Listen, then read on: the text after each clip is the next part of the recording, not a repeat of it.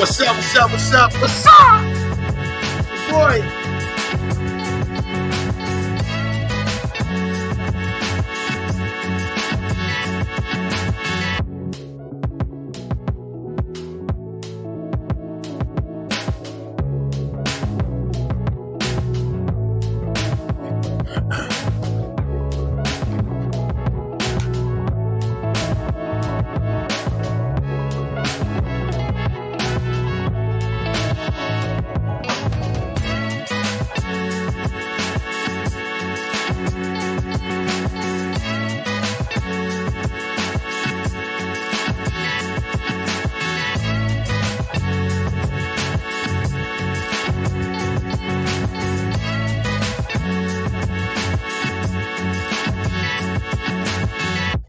What up? What up? Oh man, I know it's about to kick back on. Salute to everybody.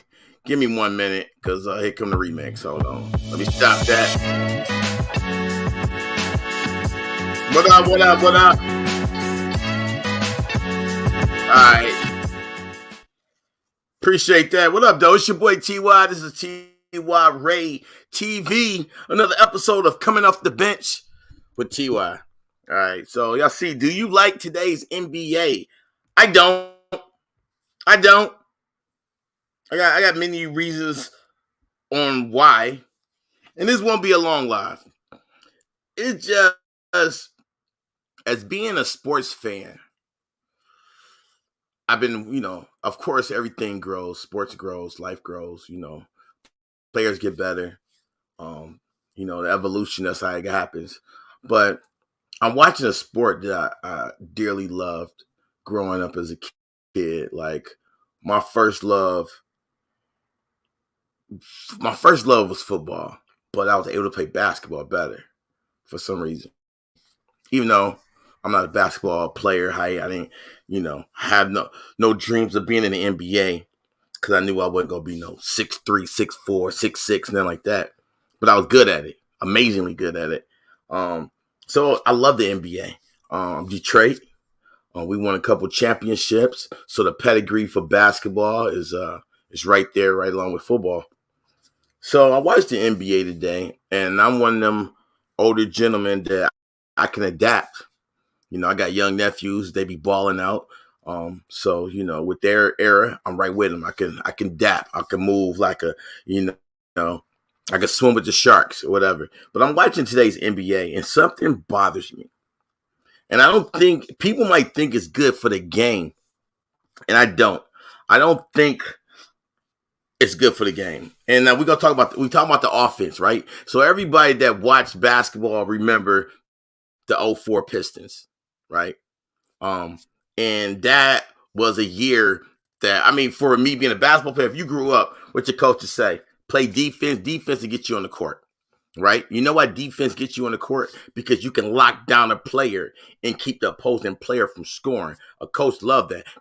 That's what what sports is. Stop the other person from doing something, right? When you got football, you got defense, stop them from scoring. Basketball, stop them from scoring. Hockey, you got goalies. Can you imagine if you start watching hockey and there's no more goalies and it's just whoever can score the most pucks? That's what I'm starting to feel like. That's what the NBA is. Forget defense. Just stand in front of them, but when they drive, just let them get by you. These players don't even understand the basic concept of defense. And they so eager to hurry up and get on offense. They don't even care. Like, remember you used to have your one-on-one matchups. Magic Bird. You know what I'm saying? Yeah, Jordan, Dominique. I can go on for ever about versus. And now you don't have that player. You going against somebody like Jalen Green versus Cade Cunningham. I'm not going to lock this player down. I'm just going to score more than him. No, lock him down. Then, and I'm used to play defense and the offense will come to you. As a basketball player, every year I used to work on a part of my game, right? 3-point shooting was the last part I worked on. For me, it was dribbling first. Right? Dribbling, the basic dribbles, then the crossover. And then you start working on your post-up game. And then you start working on your bank shots, and then you start working on your floaters and going left-handed. Oh, and then dunking. It's different phases. And I'm sorry, but I think the NBA is doing this wrong by taking no more hand checking, no more doing this, no more doing that, and now you got all this flopping, which they starting to go in the right direction by reviewing the tape and giving flopping foul calls. So if you flop, you can get a call now. You outlaw. Don't get me wrong. Steph Curry did change the game, but everyone can't be Steph Curry. I mean, sorry, it's not Steph. Steph. Everybody can't be Steph. And Steph is one of my favorite players in the NBA presently. You got Steph Curry, you got KD, and you got Kyrie. Those are my favorite players in the NBA in today's present NBA. With Steph and Kyrie, I love them. They point guards, the ball handling takes me back to Isaiah, Tim Hardaway, and a lot of others. You know what I'm saying? I think point guard always been my favorite position. Why? Because I played point guard, and I knew that's a position I could definitely play. So I love the point guard position. KD was just, the guy to score at will. He could do it all. But the defense is not there. And remember, when I say this, when I get into my topic of what I'm talking about, this last week, from January 22nd till today, let me give you a rundown, right? You had Luka last night with 73 versus the Hawks. Now, they want to make it it's a big deal. And normally, it probably would have been a big deal, except, you know what else happened this week? Embiid scored 70. Cat scored 62. Booker scored 62. The night before that, 46. So Booker in 1 week put up over 100 points in 2 games.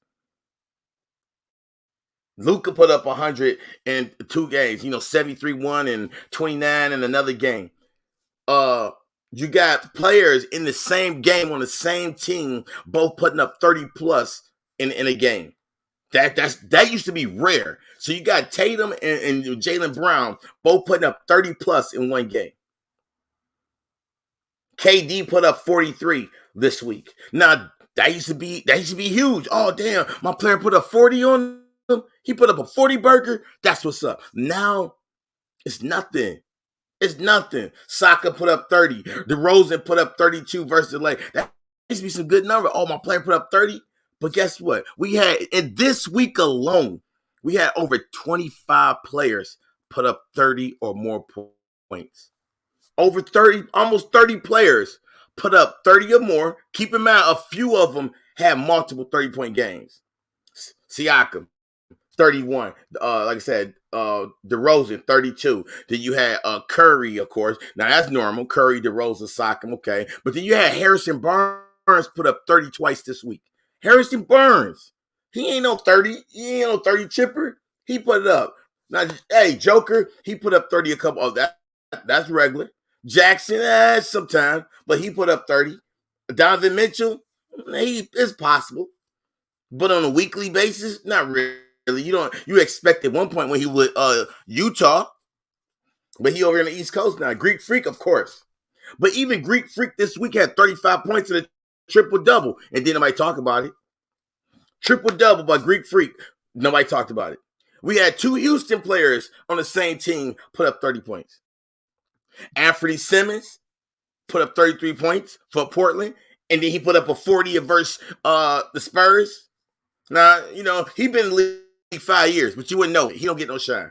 Maybe because he in Portland. Bogdanovic for the Pistons put up 30 a couple times this week for the Pistons. Then you got A. Edwards, bona fide superstar, put up 38 points.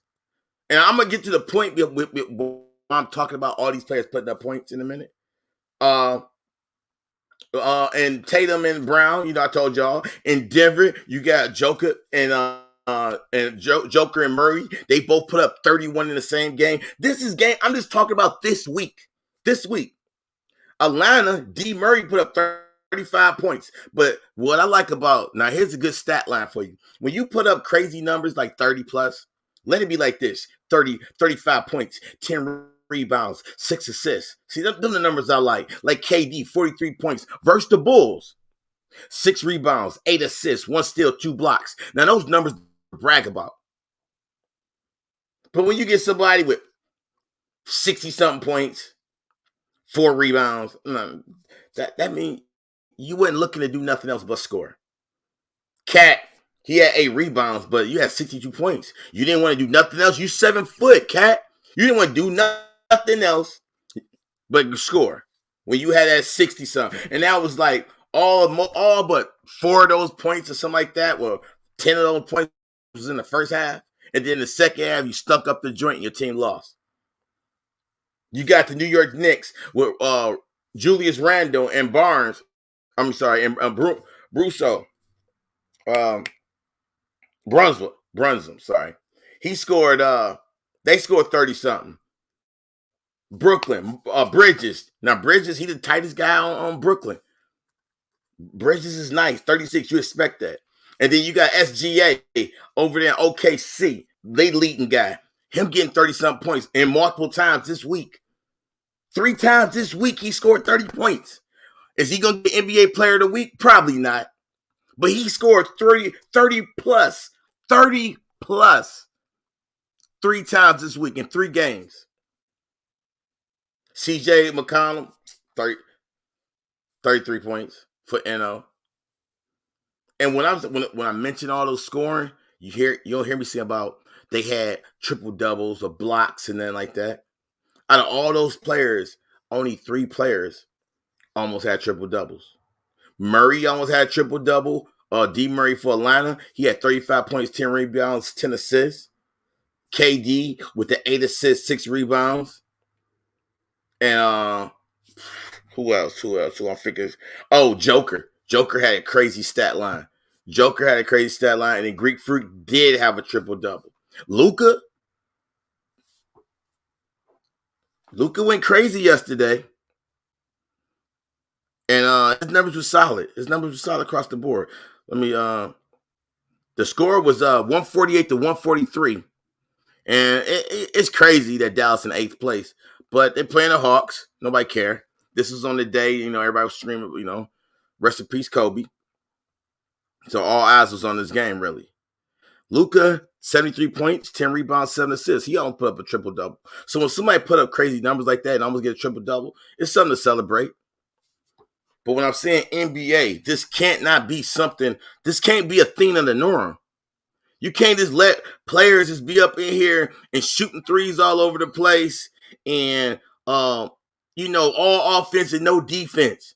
And then when players try to play defense, you blowing up. Listen, I tried to watch the third quarter. I watched the second quarter and the third quarter of the Piston game. They're playing in Washington. And I couldn't because all I heard was that whistle blowing.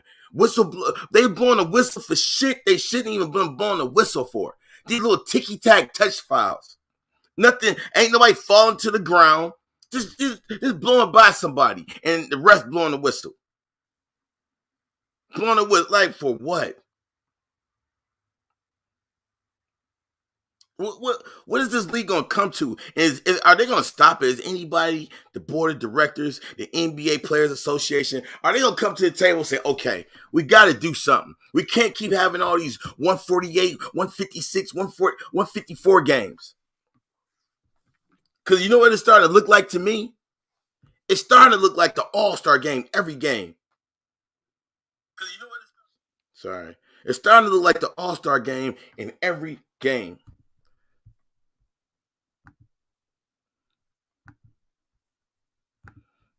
Let me read some of these comments. Salute to everybody came in. Please hit the like button. Please hit the notification bell. Please sub up if you're not subbed up. Outlaw got a lot to say. What's up? My problem with the NBA is like watching women's ball. A whole bunch of jump shots and layups. You get some dunks in there. But you don't see the art of creating a play. You don't see we ain't going to talk about coaching. That's another subject for another time. But the art of a coach drawing up a play and it working out to his science, it was crazy. Or a defensive play to stop somebody or taking somebody out of the game. Now, you know what I'm saying? It's just like, something got to be done. Something got to be done. It ain't no hard fouls. All right. So here's the thing, NBA. Since you got the rule to take the flopping out, Since you got the rule, take and flop it out. Can you please bring the defense in? Because that was the whole reason for people flopping, because people, going to the rack, because it can't play defense, right? So hear me out. You can't play defense, right? You body checking somebody, they come in, right? If you play defense or smack at their hand, they're gonna blow the whistle on you. So what you do, you flop, so you get the offensive foul called. And that's the only way that was the alternative of playing defense, is to flop around. And then what happened on the offensive side? When they swipe at you, you flop that way. So you can go to the free throw line and get an easy 2 points. Like some stuff is not broken, don't fix it. Now I get it, the 04 Pistons was dumb. They did not let you score over 80-something points. Like, going into a game against the 04 Pistons, like, man, we putting up 90 today. That what you think? We're going to put up 100 on these Pistons? Never. Watch, we're going to show them how we get down. Keep dreaming. It wasn't happening. It's not going to happen against the 04 Pistons. It was dream on, dream away. I can't believe traded Luka for Trae. And you know what? Let's not knock Trae Young. In that game against Dallas, of course, he scored, he had like 30 and 11. He had 30 and 11. So it ain't Trae Young a bad player. I mean, when you see what Trae Young was doing in college, people knew Luka played across seas, but you didn't know what you was getting. When you see Trae Young playing in college, you know exactly what you was getting from Trae Young. And he showed you. He took his team in the playoffs, and they was wilding. You know what I'm saying? He got some grit to him. He got some swag. Do I want Trae Young on my team? Absolutely not. For the same reason I don't want a lot of players, because I want to see players to play defense. And I don't want to see this guy just running up, chucking trays all the time. Trae Young is okay. I think with the right coach, he would be magnificent. But no, I don't want to see my man coming up just chucking trays all game. When you got a play drawn out, I don't want to see you say, nah, we scrapping that play and then chuck up a 3. I don't want to see that. And he don't play no defense. Show me when Trae Young plays some defense. He don't. Now, he might get a steal reading the passing lanes or something like that. He's not a 6'8" point guard. Man, I know. I'm happy with my point guard. Cade Cunningham is the truth. That dude's the truth. His shot is, man, silk. He plays some defense. Is he an excellent defense? No, but he put effort in his defense. He get block shots. He gets steals. He know how to read the passing lanes. And his court awareness is magnificent. Like, his assist level is off the chart. He remind me, and I keep telling people, if you could put Penny Hardaway and Grant Hill into one person, that's Cade Cunningham. Is he as athletic as Grant Hill? Probably not. Wouldn't say that. Wouldn't say that, but he's definitely our franchise player. We've seen that for all the draft picks that came in here, and we watched Cade Cunningham play with them. We know he's the truth. And Doran, the center, like I ain't gonna get into it. I see our future being bright. We having a horrible season this year, but guess what? For what our football team doing, and we got to sacrifice. We had to sacrifice Detroit Pistons this year. I'm okay with that. I'm okay. Salute to everybody. Zigga! Let me see. You were just pumping up. You were just pumping up that terrible in season turn. I wasn't pumping up that tournament. No, I was not pumping that tournament up. No. I don't care for that tournament. I was not rocking that tournament. I said what I said is the NBA season is gonna be magnificent. It's gonna be a great season with the drafts and all that. I still got a beef with the fact that it's no defense play. I still got a fact where you got some players that's not even marquee players coming in busting 33 points. And I got listen, I'm telling you, it's like I see the NBA being magnificent. I see the NBA being fantastic, but they got some things they got to stop doing. And one is stop blowing that whistle. 2, stop ejecting players for questioning calls, and let these people play some defense. Let them play some defense.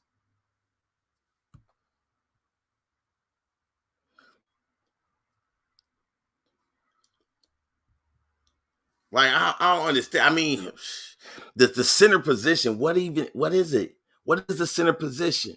Remember our centers, they be blocking shots, grabbing the important rebounds, getting the live dunks. You know what I'm saying? Now the center is like I don't even know who plays center anymore.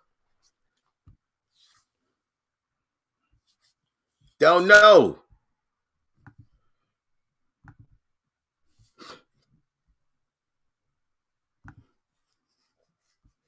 Let me see. These are games for the day. These are lineups for the day. You got 3 o'clock, Miami, New York. That's gonna be a good game. Somebody in that game gonna score 30. You got 76ers in Denver. I don't think nobody's scoring 30, but Embiid or Joker could, if they score 30, you expect that. But all these games you watch right now on the marquee of the NBA, it's going to be high scoring games. All these games going to be 112 and above. Utah and Charlotte, of course, they don't play defense. The Clippers in Boston, now that game might be 108 to 104, something like that, because the Clippers and Boston play defense. Pelicans in Milwaukee, who knows? That's going to be a low 100 game. The Lakers and Golden State, that's guaranteed to be 130. 128 to 134, something like that. Minnesota and Sacramento, that's gonna be another game in the high 120s for each team. Every game you see on here is going to be over 220 points. If you're a betting person, it will take the over. It's going to be the over on every game that you see right here on a Saturday.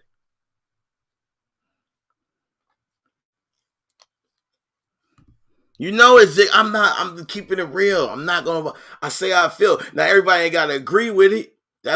Everybody ain't got to agree, but come on, NBA. Come on, people. Come on. Like, they did Booker getting 62. It wasn't celebrated more than 24 hours. It wasn't, and he did against the Pacers. He put up 46 against Dallas, but Dallas don't play defense. Luka put up 73, but he did against the Hawks. And you know what I'm going to say? And rest in peace, Black Mamba, Kobe Bryant. When Kobe put up big numbers, it was against teams. Teams was trying their hardest to shut Kobe down. They knew Kobe coming to town. He trying to put up some numbers against us. First of all, Kobe trying to win. And the only way for him to win if he just took over a team. Right? Kobe put up the 81. It was against a good team. Salute to Jalen Rose, man. Jalen ate a lot of that 81. But people was trying to stop these players. When Jordan put up 50 and put up 60 up in the guard, you don't think it was against the Knicks. When he really put up double nickels, it was teams literally trying. It wasn't for a lack of effort. And that's why when you go back and you look at those teams that put up crazy points and put up 40-point games and 50-point games, when David Robinson put up the crazy numbers, man, Tim Duncan, Isaiah, Patrick, the list goes on. Bird, when they put up crazy numbers, teams was trying to stop them. Those guys was just that damn good, and they were just that damn hot that night. And that's it. I can't rock with this new NBA. That's why I'm gonna be honest with y'all. I don't really get invested in the new NBA until after the All-Star break. You know why? Because players are really jockeying for position to get in the playoffs. So, like right now, you see Dallas, they're at the 8th seed. They're at the 8th seed right now. After the playoffs, they know what time it is. They know all those teams that's up under them is coming to knock them out. And you know what Dallas gonna do? Dallas gonna play harder because they don't want to be an 8 seed. They don't want to be an 8 seed.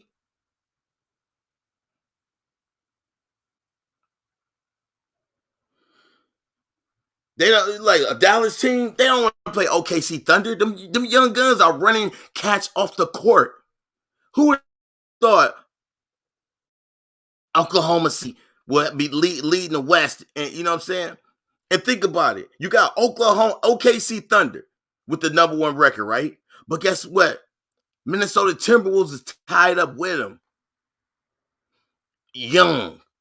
And then after that, you got Clippers, number 3, then Denver 4, 5, Kings, Phoenix Suns 6, Pelicans 7, and then the Mavericks. And then under them, that's 2.5 games behind Dallas is the Lakers. Now say what you want, I think the Lakers done, but they gonna be busting their tail after All-Star break to get that 8th or 7th seed. Utah Jazz, forget about it.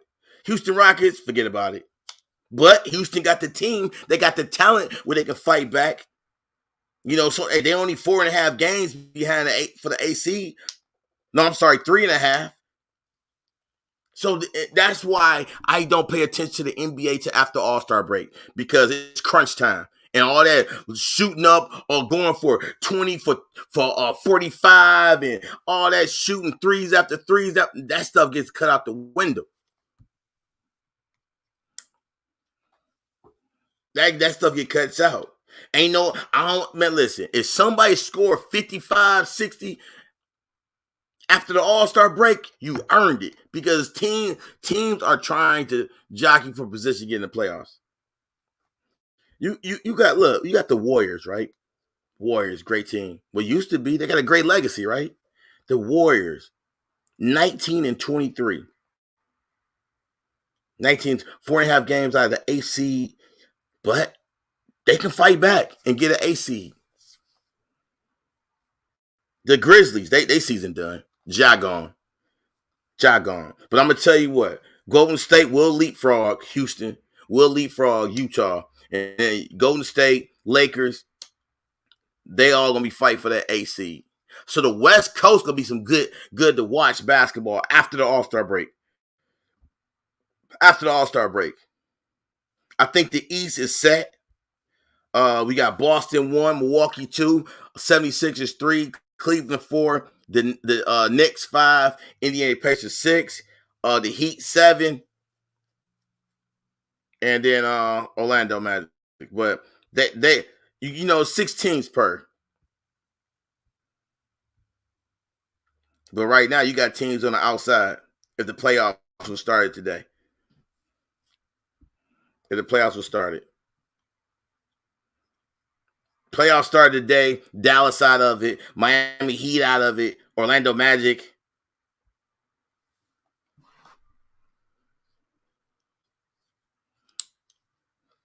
Yeah, yep, they are. The Heat definitely struggling, but the Heat was like a favorite.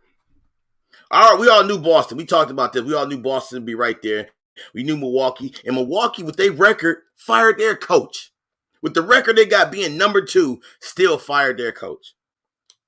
76ers at 3, sitting right there. Sitting right there. Shoot, my team nowhere in sight. They hoping to get the number 1 draft. They're hoping to get the number 1 pick for next year. But the NBA, do I like today's NBA? I don't. I do not like today's NBA. So what do? Do I adjust, or do I just give up on the NBA? Well, I'm on the side of giving up. I can't keep watching this. It's not good for my soul. I don't like it. I don't even care. I like the individual talents, but I want team. I want team effort. I want to see team defense. I want to see my good old days where people going on a fast break and people running it down for a block shot to LeBron, the Tayshaun Princes. You know what I'm saying? All that. With 5 seconds left to go, and you down 3, and somebody hit a 3-pointer and get fouled, and it happens to go in. Those good old days. I don't want the game to be judged by a referee throwing your favorite player out of the game. I don't want to see that no more. I don't want to see that. Y'all seen that last week. Your favorite players getting tossed out of the game. Getting texts. Getting back-to-back texts. Like, man, what are you talking about, ref? What? That's some bullshit. What? And you eject it.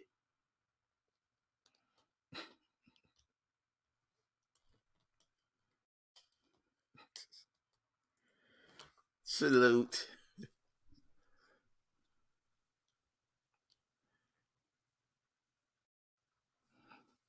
So I mean, how y'all feel? Y'all loving the NBA right now? Y'all loving it? And I'm not being. Listen, let me tell y'all something. I'm not being bitter either because my favorite team ain't up. I'm not. One thing about me, when I call sports, I call it just how I see it. If your team killing it, your team killing it. If my team suck, my team suck.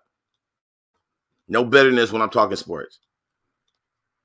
40 minutes to lay up the mid-range jumpers. They ain't just mid-range. No, they shooting threes.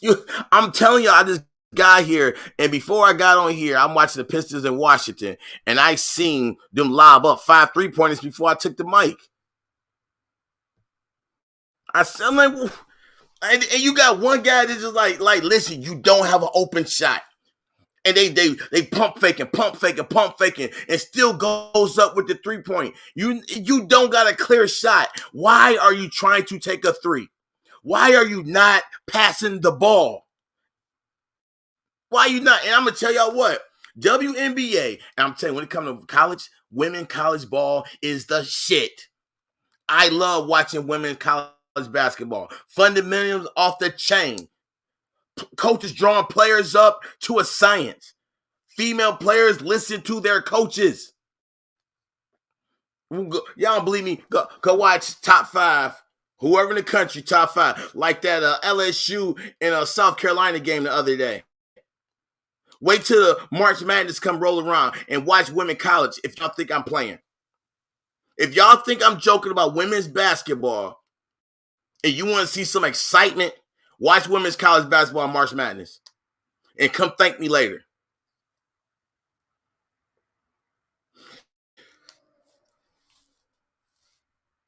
When it comes to college, when it comes to basketball, let's just say basketball in general. You take away the dunks. Women college basketball is the best when it comes to basketball. I rather watch women college basketball than the NBA.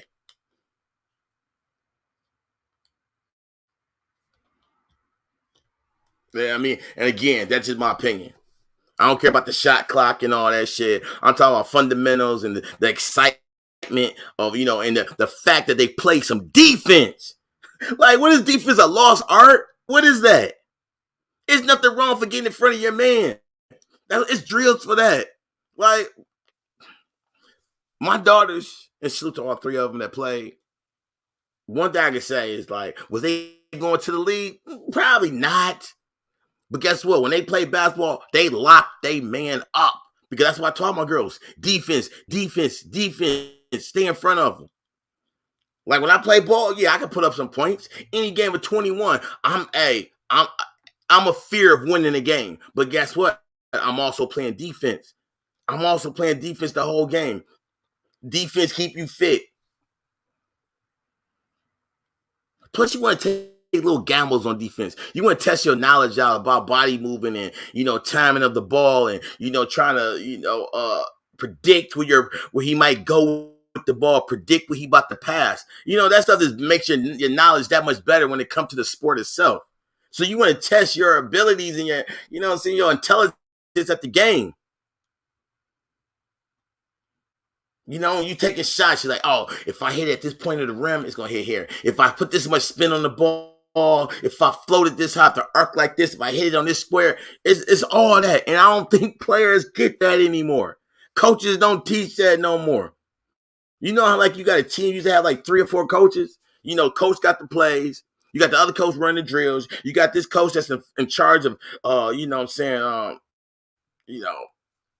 stamina and working out, and you got another person that's working on technique and free throws. It's like, that's the reason. Everybody have their specialty.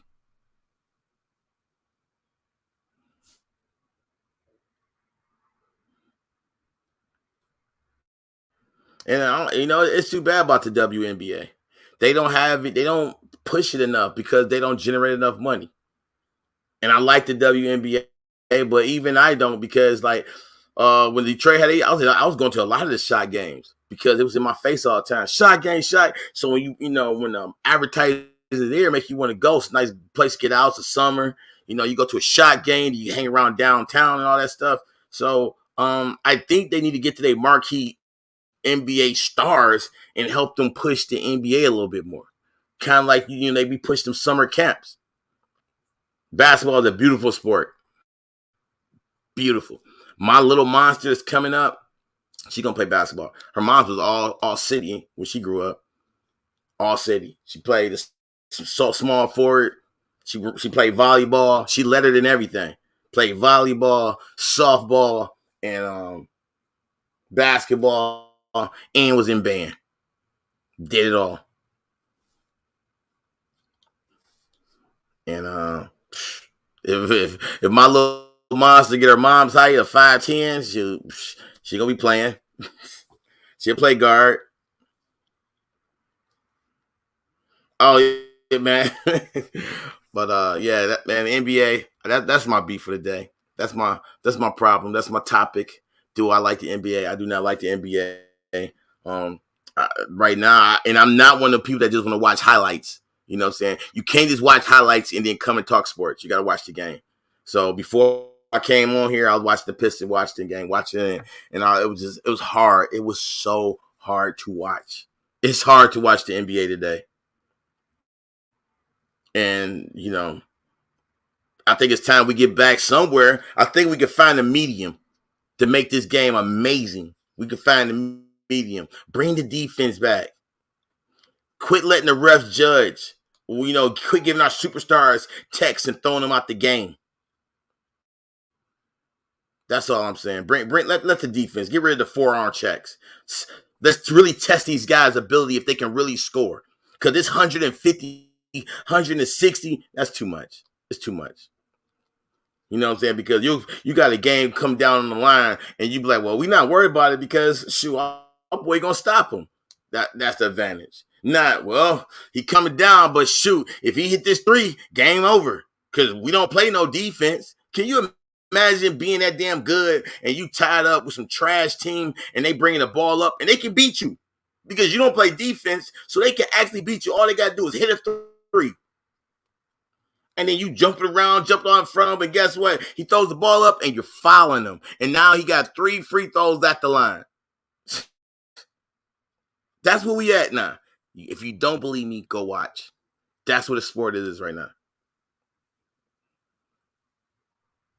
I can't stand the NBA right now. Fight me. And on that note, it's your boy TY. This is TYRHEATV. This is an episode of Coming Off the Bench. I do not like today's NBA. I still got a lot of favorite players.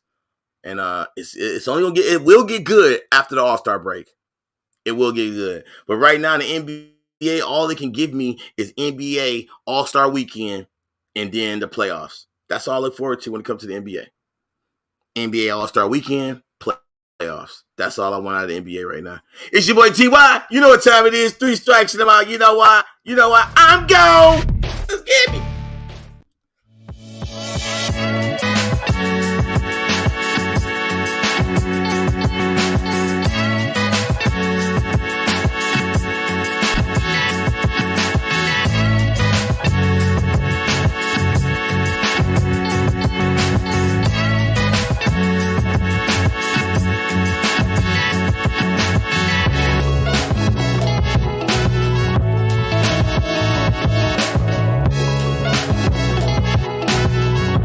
Everybody that came in today, y'all could be anywhere in the world, and y'all here with me, and I appreciate that. I love y'all. Thank you for Thank you for tuning it in.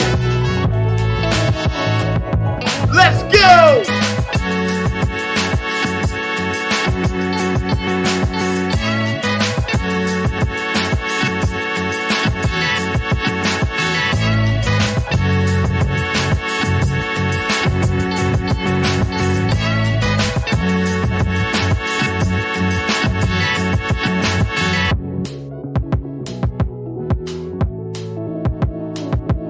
Please hit that like button. Hit the like button.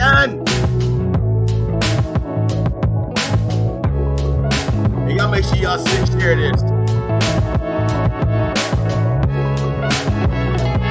We got to boycott the NBA. That's a fact. Let's get it. NBA boycott is on the way.